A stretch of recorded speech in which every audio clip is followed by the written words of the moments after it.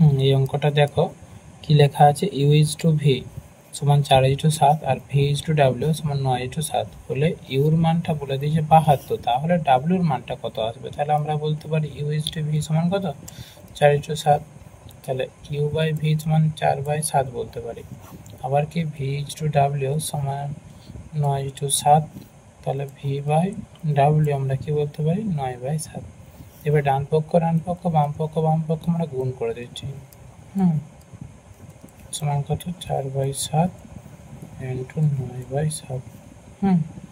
তাহলে বাকি হচ্ছে ভি কেটে যাচ্ছে, u/w সমান কত হচ্ছে 4×9 = 36 হচ্ছে, আর 7×7 = 49, তাই না? কিন্তু আমরা দেখতে পাবো 72 আছে, তাহলে 36কে কত গুণ করলে 72 হবে, 2 দিয়ে নিশ্চয়ই, তা উপরকেও 2 করো, নিচকেও 2 দিয়ে গুণ করে দাও, তাহলে 2×12 = 2 হাত থেকে 2 দিনে 72 নাকি, 2×9 = 18, হাত থেকে 2 যারা 9। তাহলে যদি ইউ সমান 72 হয়, তাহলে ডাব্লিউ সমান কত হচ্ছে বলো, 98। ওকে।